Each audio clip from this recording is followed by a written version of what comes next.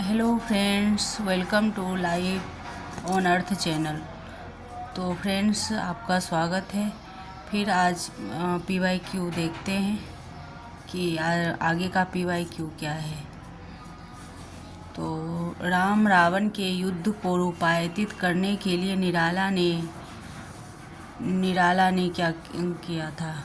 राम रावण के युद्ध को रूपायित करने के लिए निराला ने तो संस्कृत की सरल पद मैत्री का प्रयोग किया है। अधिकतर द्वित्व वर्णों का प्रयोग किया है। संस्कृत पद मैत्री नाद योजना और अनुप्रास विधान पर विशेष बल दिया है और देशज शब्दों का लाक्षणिक प्रयोग किया है। तो सभी गलत है, 3 सही है। तो व्याख्या देखते हैं। राम की शक्ति पूजा सूर्यकांत त्रिपाठी निराला जी द्वारा रचित रचना है। इस कविता से राम रावण के युद्ध को रूपायित करने के लिए निराला जी ने संस्कृत पद मैत्री नाद योजना और अनुप्रास विधान पर विशेष बल दिया है। यह कविता का वर्णन इतना सजीव है कि लगता है आँखों के सामने कोई त्रासदी प्रस्तुत की जा रही है।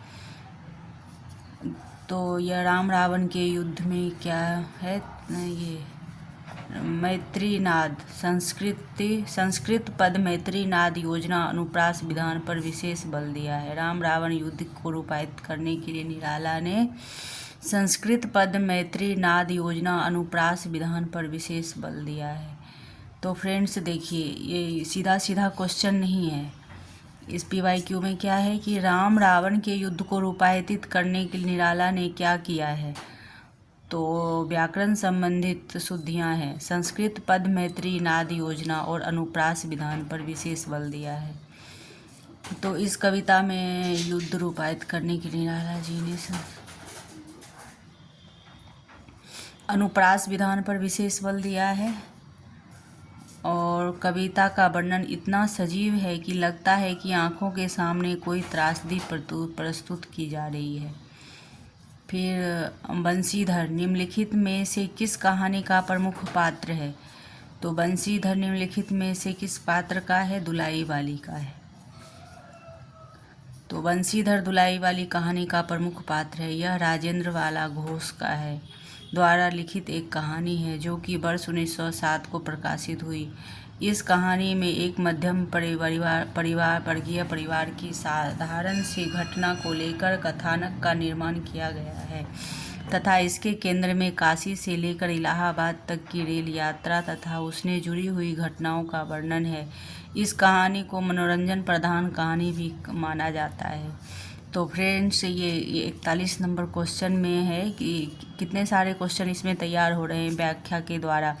तो एक तो बंशीधर दुलाई वाली कहानी का मुख्य पात्र है और ये लेखिका कौन है, तो यह राजेंद्र वाला घोष है। दो प्रश्न हुआ। और तीसरा है कि ये प्रकाशित कब हुआ, तो 1907 में। इस कहानी में एक मध्यम परिवार की साधारण सी घटना को लेकर कथानक निर्माण। तो यह प्रश्न भी बन सकता है कि किस परिवार का है, तो मध्यम वर्गीय परिवार का साधारण सी घटना है तथा इसके केंद्र में काशी से लेकर इलाहाबाद की रेल यात्रा है। तो कितने सारे इसमें प्रश्न हैं। इसके केंद्र में कहाँ से कहाँ तक है, काशी से लेकर इलाहाबाद। तो फिर प्रश्न में ये भी बन जाता है कि कौन कौन से शहर का वर्णन है। तो काशी और इलाहाबाद, काशी से इलाहाबाद रेल यात्रा है, जुड़ी है, घटनाओं का वर्णन है। इस कहानी में मनोरंजन प्रधान कहानी भी कहा जाता है इस कहानी को। तो फ्रेंड्स, विश्लेषण सहित हमने कितने सारे, एक प्रश्न में कितने सारे क्वेश्चन हो गए विश्लेषण में। तो इसको अच्छी तरह से तैयार कर लेंगे तो ज़रूर ये MP सेट में आ सकता है। संस्मरण की पुस्तकें हैं। अब ये देखिए 4 संस्करण। नंगा तलाई की गाँव, ऋण धन जल धन, आछे दिन पाछे गए, वे लड़ेंगे 1000 साल। तो किसमें है, तो A और C है। तो व्याख्या देखते हैं, इसमें भी अधिक से अधिक क्वेश्चन बन जाएगा। नंगा तलाई का गांव तथा आछे दिन पाछे गए संस्मरण की पुस्तक है।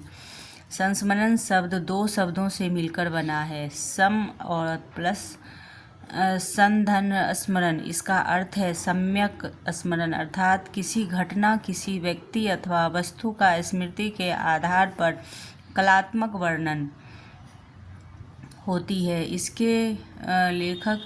इसमें लेखक कल्पना का अधिक प्रयोग नहीं करता। नंगा तलाई का गांव पुस्तक विश्वनाथ त्रिपाठी जी की रचना है तथा अच्छे दिन पाछे गए। तो देखते हैं, सभी चारों प्रश्न का विश्लेषण हो रहा है, तो वे ये एक एक करके इसको ध्यान में रख सकते हैं।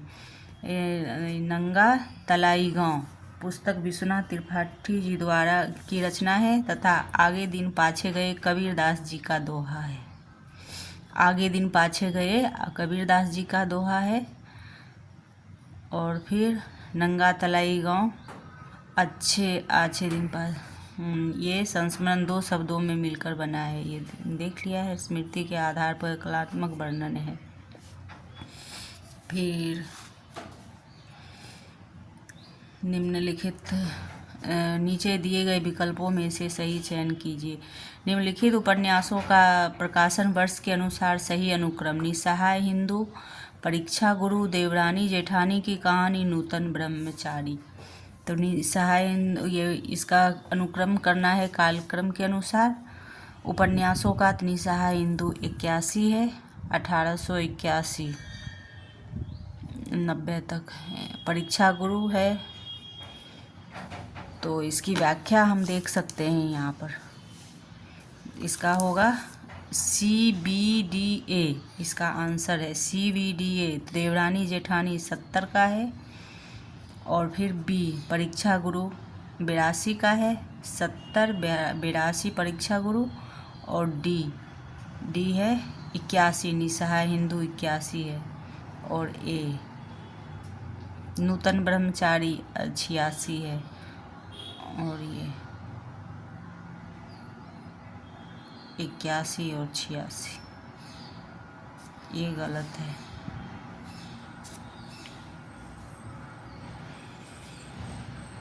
निस्सहाय हिंदू 81 है। तो फिर आगे विश्लेषण में देखते हैं, ये ऑप्शन गलत लग रहा है, क्योंकि 81 A और D होगा। यदि 90 मानेंगे तो होगा D और A, 81 से 90 प्रकाशन वर्ष के अनुसार। तो यहाँ देखते हैं, इसका विश्लेषण ये है। निस्सहाय हिंदू इस उपन्यास की रचनाकार राधा कृष्ण दास है। राधा कृष्ण दास जी हैं। इनका प्रकाशन 81 से 90 में हुआ है, तो इस बीच में 90 माना गया है, इसीलिए D और A हुआ है। तो 86 से ज़्यादा है 90। निस्सहाय हिंदू एक सामाजिक उपन्यास है। नूतन ब्रह्मचारी इस उपन्यास के रचनाकार बालकृष्ण भट्ट जी हैं। इसका प्रकाशन 1886 ईस्वी में हुआ था। इस उपन्यास का शिल्प अद्भुत है और उसमें तत्सम तथा आंचलिक शब्दों का प्रयोग किया गया है। फिर देवरानी जेठानी का देखते हैं व्याख्या, फिर ऊपर से देखते हैं। परीक्षा गुरु हिंदी का प्रथम उपन्यास था, जिसकी रचना भारतेंदु जी के प्रसिद्ध नाटककार लाला श्रीनिवास दास जी ने किया है। 25 नवंबर 1982 को की थी। तो फ्रेंड्स, अब तो पैटर्न चेंज होता जा रहा है, तो सन के जगह ये दिन का ये तारीख भी आता है, डेट भी आता है। तो 25 नवंबर 1882 में 25 नवंबर 1882 याद रखेंगे। इस उपन्यास में लेखकों की सोच का वर्णन किया है। स्वार्थी मित्र विपत्ति के समय साथ छोड़ देंगे और सच्चा मित्र ही साथ निभाएगा। परीक्षा गुरु में इसकी रचना है। और फिर यह लाइन भी ध्यान रखना है कि यह हिंदी का प्रथम उपन्यास था। तो यह प्रश्न में आता है कि हिंदी का प्रथम उपन्यास किसे माना गया है? परीक्षा गुरु, और जिसकी रचना भारतेंदु युग के प्रसिद्ध नाट्यकार श्री लाला निवास, इनके भारतेंदु जी युग के थे ये नाट्यकार।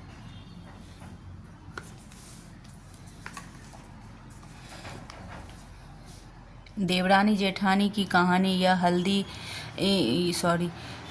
देवरानी जेठानी की कहानी यह हिंदी का उपन्यास है। इसके रचयिता देवनागरी के महान सेवक पंडित गौरी दत्त हैं। तो यह देवनागरी सभा के हैं पंडित गौरी ये साहित्य हिंदी साहित्य के इतिहास में है। इसका प्रकाशन 1870 ईस्वी में हुआ था। इस उपन्यास में पंडित गौरी दत्त जी ने सामाजिक एवं पारिवारिक स्थिति का चित्रण किया है। तो इस प्रकार हमने विश्लेषण देखा है चारों का अनुक्रम में। फिर 44 नीचे दिए गए कथन में ए को अभिकथन ए रूप में लिखित है तो दूसरा उसके कारण आर रूप में है। तो ए अभिकथन आज की विषम और संकटपूर्ण स्थिति से व्यक्ति अपनी असहायता और अकेलेपन में निर्णय नहीं ले भी पाता है तो उसकी परिणति अर्थहीनता में होती है। फिर आर क्या है, कारण में क्या है अभिकथन, तो ये है कारण आर, क्योंकि आधुनिक काल में मशीनीकरण के वर्चस्व के कारण व्यक्ति की अपनी पहचान खो गई है। तो उपयुक्त कथन क्या है, ए आर दोनों सही है। तो व्याख्या देखते हैं ए आर क्यों सही है। तो कारण है आर अभिकथन व्याख्या करता है। तो आज के आधुनिक काल में मशीनीकरण का वर्चस्व है। यही कारण है कि व्यक्ति की निर्णयन क्षमता धीरे धीरे क्षीण होती जा रही है और वह अपनी पहचान खोता जा रहा है। तो यह समझ पर आधारित है। आपका बंटी उपन्यास में वर्णित है समाज के प्रति विद्वेष, बालक में असुरक्षा की भावना, मातृ प्रेम की लालसा, आत्महत्या का विचार। तो बी और सी होगा, बालक में असुरक्षा की भावना और मातृ प्रेम में लालसा। आपका बंटी उपन्यास में बालक की असुरक्षा की भावना तथा मातृ प्रेम की लालसा वर्णित है। इसके रचनाकार मन्नू भंडारी हैं। इसका प्रकाशन वर्ष 1979 में हुआ था और इस उपन्यास में बालक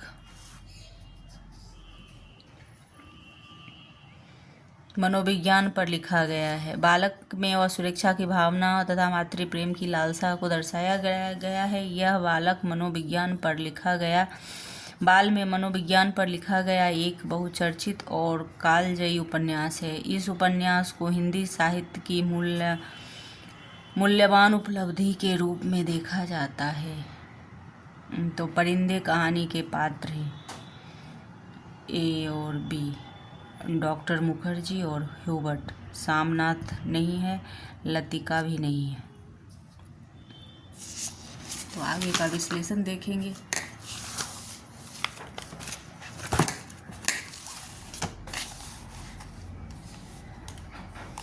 परिंदे कहानी के पात्र डॉक्टर मुखर्जी और ह्यूबर्ट है। यह कहानी निर्मल वर्मा द्वारा लिखी गई है। इसका प्रकाशन वर्ष 1960 में हुआ है। तो परिंदे कहानी का प्रकाशन वर्ष 1960 है। इस कहानी में अकेलेपन, जीवन की ओर अकेलेपन में जूझते हुए कई परेशानियां का वर्णन मिलता है, इसलिए इस कहानी का नाम परिंदे का रखा गया है। फिर यह देखेंगे प्रकाशन वर्ष के अनुसार निम्नलिखित ग्रंथों का सही अनुक्रम लिखिए। आंखों देखा पाकिस्तान, चीरों पर चांदनी, नीचे नए चीन में 10 साल,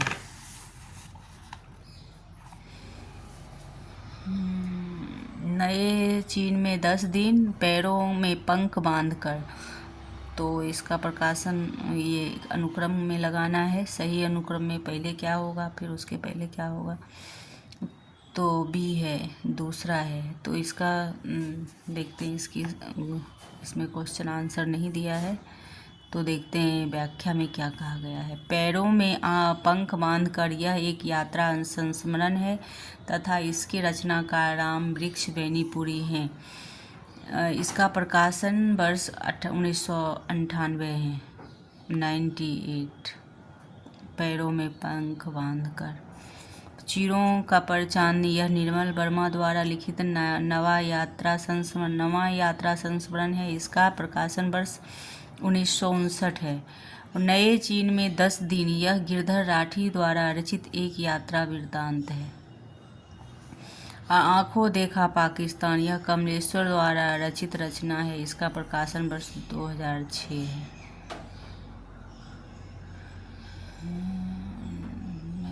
आंखों देखा पाकिस्तान 2006 है और 59 तो पहला है, तो इस अनुसार अपन क्रम में लगा सकते हैं। पहला होगा 59, फिर 98, फिर 2006, नए चीन में 10 दिन, सी होगा लास्ट में, क्योंकि इसका प्रकाशन वर्ष नहीं दिया गया है। नए चीन में 10 दिन, गिरधर राठी द्वारा यात्रा वृत्तांत है, तो इसलिए प्रकाशन वर्ष। फिर निम्नलिखित में से तत्सम शब्द है। आग, बयार, पंख और अक्षर। तत्सम शब्द क्या अक्षर होगा, क्योंकि तद्भव में क्या होता है, सीधे सीधे शब्द हिंदी के आते हैं, और तत्सम में क्या होता है, संस्कृत के शब्द आते हैं, मिला हिंदी शब्द होता है। तो अक्षर, संस्कृत में भी अक्षर को अक्षर ही बोला जाता है।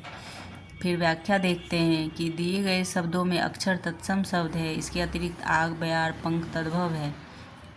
तब तत्सम शब्द वे शब्द हैं जो संस्कृत भाषा से हिंदी में आए हैं, ज्यों के त्यों प्रयुक्त हो रहे हैं, वे तत्सम कहलाते हैं। तद्भव में क्या है कि हिंदी भाषा में ऐसे अनेक शब्द हैं जिनका जन्म संस्कृत भाषा में हुआ, परंतु प्राकृत अपभ्रंश और प्राचीन हिंदी के भाव के कारण इन शब्दों में परिवर्तन हो गया, और ये परिवर्तन शब्द ही तद्भव शब्द कहलाते हैं। तो फिर आगे का प्रश्न, जगपति की बीमारी और बेरोजगारी से उपजी आर्थिक मजबूरियों से त्रस्त पत्नी चंदा की कहानी कौन सा है? तो यह राजा निर्वंशिया का है। उसमें ही जगपति बीमार होता है और बेरोजगार भी रहता है, तो राजा निर्वंशिया है। नील झील, सफ़ेद तिल्लियाँ, सोने सीने का दर्द, ये सब नहीं है।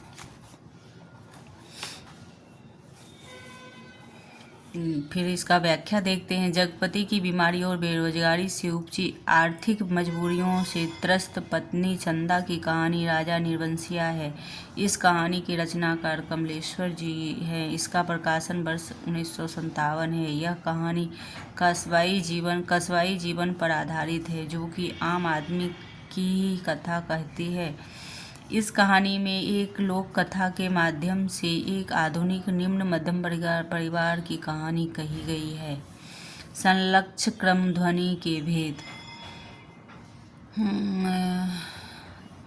संलक्ष ध्वनि के भेद, तो यह एमपी सेट में आ सकता है। संलक्ष ध्वनि के भेद, वस्तु ध्वनि, रस ध्वनि, अलंकार ध्वनि, वर्णगत ध्वनि।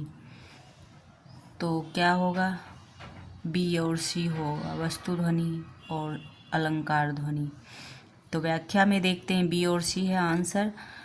तो फिर व्याख्या देखते हैं। वस्तु ध्वनि और अलंकार ध्वनि संलक्ष ध्वनि है के भेद हैं। यहाँ अभिधा द्वारा वाच्यार्थ का स्पष्ट बोध होने के पर क्रम से व्यंग्यार्थ संलक्षित हो, वहाँ संलक्ष क्रम ध्वनि होता है। इसे अनुकरण ध्वनि भी कहा जाता है। अनुकरण का अर्थ है पीछे से होने वाला गूंज, और भेदों का वर्णन निम्न है। वस्तु ध्वनि में क्या है, तो डिटेल से व्याकरण पढ़ने से समझ में आएगा। अभी थोड़ा सा है, उसको समझ लेते हैं। तो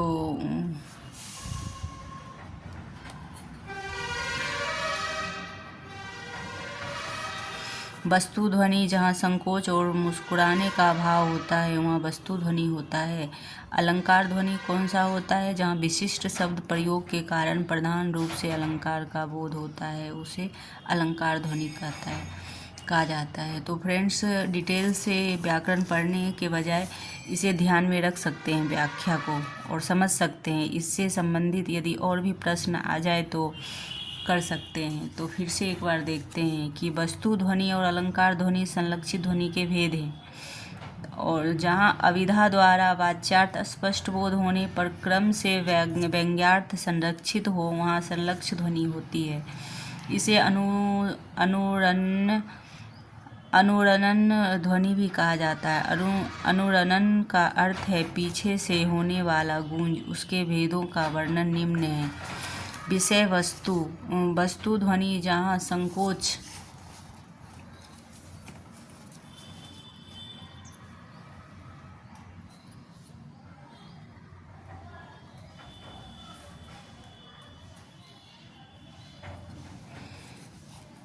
मुस्कुराने का भाव होता है वहाँ वस्तु ध्वनि होती है। अलंकार ध्वनि जहाँ विशिष्ट शब्द प्रयोग के कारण प्रधान रूप से अलंकार का बोध हो उसे अलंकार ध्वनि कहा जाता है। जेहि पंखी के नियर होई कहे बिरह के बात, सोई पंखी जाय जरी तरिवर होई निपात।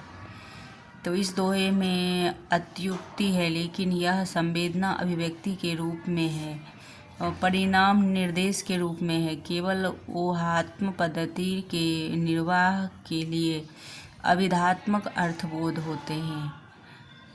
तो इसका आंसर एक होगा, संवेदना अभिव्यक्ति के रूप में है। जेहि पंखी के नियर होई कहे बिरह के बात, सोई पंखी जय जारी तरिवर होय निपात, संवेदना अभिव्यक्ति है। तो फिर व्याख्या में देखते हैं, दी गई पंक्ति अत्युक्ति है, लेकिन यह संवेदना अभिव्यक्ति के रूप में है।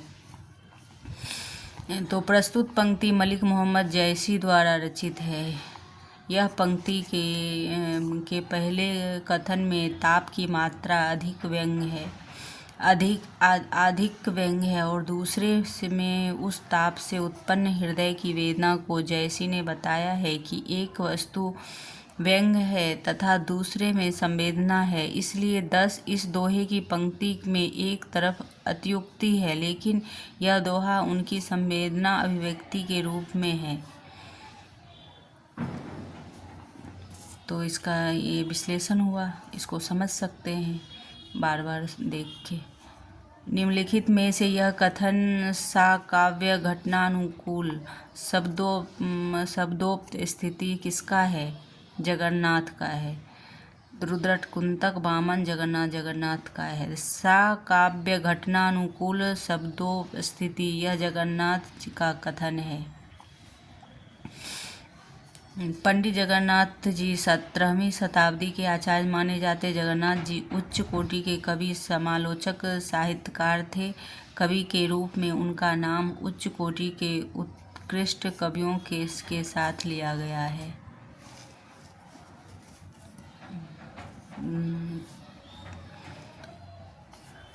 फिर काव्य शास्त्र से है ये प्रश्न। फिर सूची 1 और सूची 2 में सुमेलित कीजिए मालती, वजीरा सिंह, बुद्धगुप्त और लाल मोहर। तो इसको मिलान कर सकते हैं। यदि आप यूजीसी नेट के सिलेबस पूरा देखा है तो वो कर सकते हैं। तो मालती किस में है? गैंग्रीन में है। और वजीरा सिंह उसने कहा था में है। बुद्धगुप्त आकाशदीप में है। लाल मोहर किस में है? तीसरी कसम में है। तो इसका तीसरा आंसर होगा। फिर सही व्याख्या पढ़ लेते हैं जिससे कि डिटेल से जानकारी प्राप्त हो जाएगी। तो गैंग्रीन के रचनाकार अज्ञेय हैं। गैंग्रीन के रचनाकार, तो एक प्रश्न ये है, गैंग्रीन के रचनाकार यदि आ जाएगा एमपी सेट में तो अज्ञेय को बताएंगे। यह कहानी संकलन विपथगा के पहले संस्करण में है। तो यह किसमें संकलित है? विपथगा के पहले संस्करण में है। तो 2 प्रश्न आ गए। एक कहानी, ये गैंग्रीन कहानी अज्ञेय जी के हैं और संकलन किसमें है? विपथगा के पहले संस्करण में। इस कहानी की मुख्य पात्र मालती है और एक बच्चे की माँ और पहाड़ी के गांव में सरकारी डिस्पेंसरी के डॉक्टर की पत्नी है। उसने कहा था कि चंद्र शर्मा गुलेरी के कालजयी कहानी है। इस कहानी की पुरुष पात्र वजीरा सिंह है जो सेना का जवान है। तो ये दूसरी कहानी है, उसने कहा था का।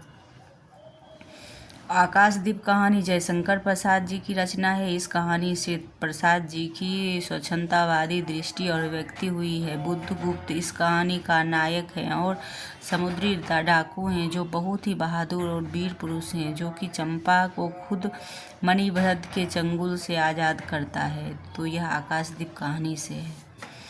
और तीसरी कसम फणीश्वर नाथ रेणु की कालजयी कहानी है। इस कहानी का मुख्य पात्र लाल मोहर गाड़ीवान है। तो इसका मुख्य पात्र कौन है? लाल मोहर गाड़ीवान। तीसरी कसम यह याद रखना है। ये भी आ सकता है क्योंकि यह भी इम्पोर्टेंट है। और देखने का तो सभी इम्पोर्टेंट ही होता है, लेकिन बार बार क्वेश्चन जिससे रिपीट होता है, तीसरी कसम और फणीश्वर नाथ महिला आंचल, ये सब से तो रिपीट होता ही है प्रश्न। तो फ्रेंड्स आज के लिए इतना ही, क्योंकि ज़्यादा क्वेश्चन नहीं करा पाते हैं, विश्लेषण सहित करते हैं। तो देख रहे हैं एक में बहुत सारे क्वेश्चन अपने को आ जाता है, 4-5 विश्लेषण के सहित 4-5 क्वेश्चन अपन कर लेते हैं। तो दोस्तों यदि पसंद आए तो वीडियो लाइक एवं सब्सक्राइब कीजिए, कमेंट कीजिए, जिससे कि प्रोत्साहित होकर हम और भी प्रश्न कराएंगे। तो धन्यवाद दोस्तों। Thank you.